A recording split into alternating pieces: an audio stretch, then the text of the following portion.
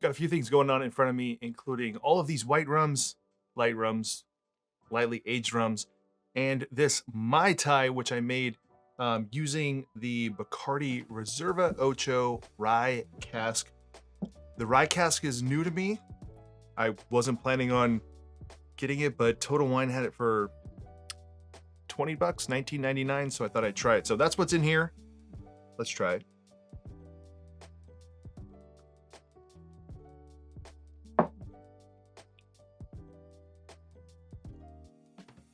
Seems very sweet. All right, it's not bad.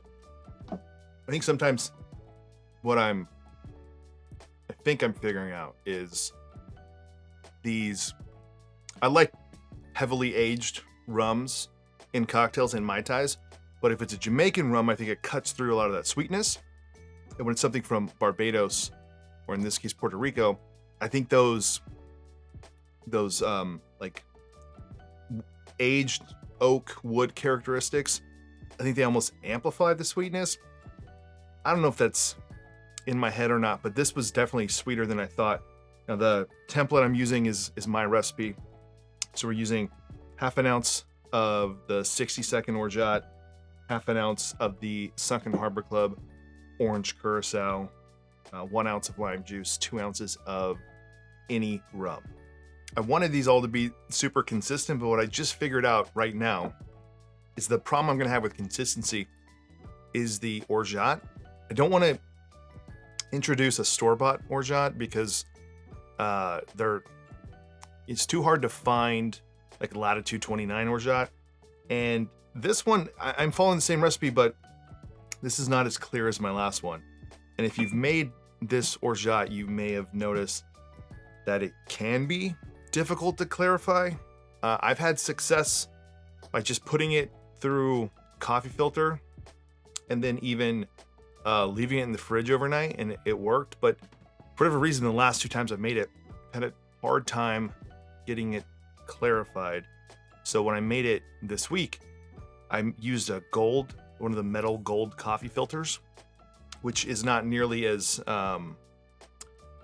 does a fine strain as like a paper filter. But there's a problem here with those paper filters is it's very like in the weeds, but those V60 coffee filters everyone uses for pour overs, the paper and the amount of particles it lets through they're different, and it has to do with like what country made those V60 filters.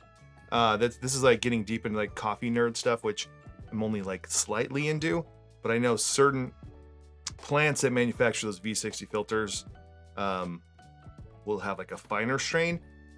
I'm also wondering if you're making the 60-second orgeat, if you're using the almond milk concentrate, if you blend it longer than, like if you blend it too much, is that going to make the particles finer and then not strain as much? I don't know. It's not something I tested, but I think I need to figure out a way that's not as clear as the last version. This is definitely not milky white, but it still has a lot of that, color in there from the solids from the almond milk concentrate.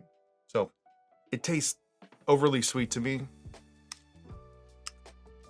But I also haven't had a Mai Tai in over a month. So I know I've been wanting to do those here, try different rums in a Mai Tai. Is there a big difference between this and the normal Bacardi Reserva? I don't know.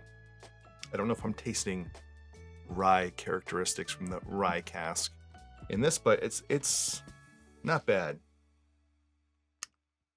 And what is strange, I taste that orange curacao more than I have in the last Mai Tais I've made with this. So I think the next one I'm going to do, maybe tonight, I'll make something with either Appleton 8 or 12 to kind of like reset, see if it's in my mind or if it's something actually going on with the combination of these 3 things together. All right, now in front of me is 8 white, lightly, slightly aged rums. And my purpose of these is I want to find my favorite white rum. And I asked many of you on Patreon this, if I was missing something, and everyone pointed out that I was missing Plantation, which was kind of just an oversight because it's on the plantation shelf and not like the white light rums are off on the side. So I unintentionally forgot about it. The only 2 light white rums I'm missing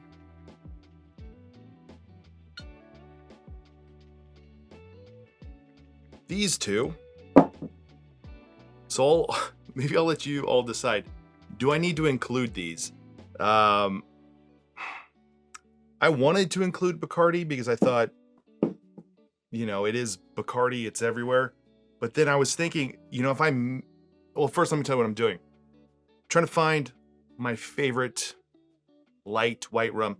I don't have Probitas here either, or the funky Jamaican ones, because the goal here is to find like an everyday white rum, something that is like clean and crisp.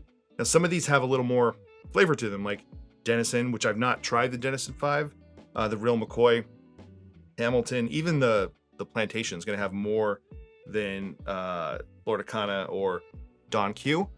So I'm going to blind taste test these. I think the only way for me to do this is in a daiquiri and doing a couple rounds. So 8 was perfect because I could do 4 and then pick like the 2 best, do 4 more, pick the 2 best, and then do a head-to-head with those 4 remaining and choose 1.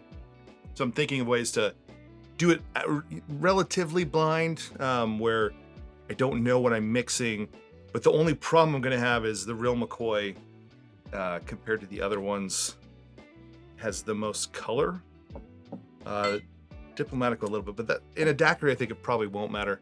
But I'm going to try to do it blind, and I don't want to make 8 daiquiris. So 4, choosing 2, then 4, then choosing 2, and then final 1. So my thinking is I'll do the first 2 rounds, I guess the first round, which is the set of 4 against a set of 4, do that here on Patreon, and then I'll do the final round on the main YouTube channel.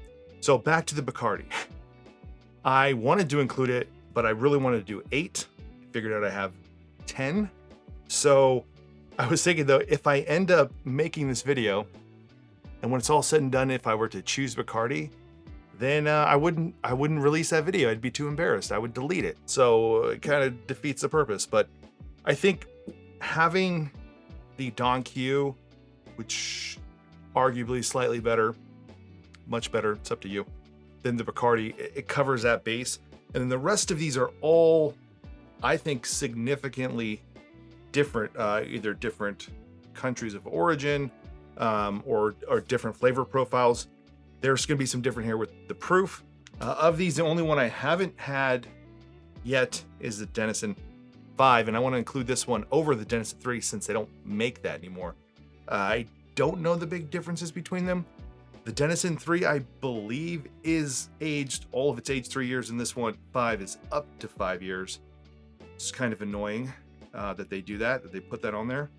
And I kind of have my preconceived notions of what I'm going to like the most, but I don't know. And the whole purpose of doing this is I'm doing a series here that we'll get to, which is 3 favorite rums. And it's something that everyone can play along with too. And I'm going to have anyone that comes here that's behind the bar is going to have to partake in this. They got to choose their 3 favorite rums. There's going to be kind of rules and guidelines behind that. But for me, one of those has to be a white rum, and I don't know which one it is. I have the other 2 figured out, I think. So that'll be coming up in the next month or so. So that's what all these white rums are for. The question I have, is there something, 2 questions. Is there something that I am missing? I'm hoping no one says that there is, because I really don't want to buy any more white rums, and I don't know what there is out there that I'm missing that's not like a store brand or something from Total Wine. So that's the first question. Am I missing something? Like there's a base here that's not covered.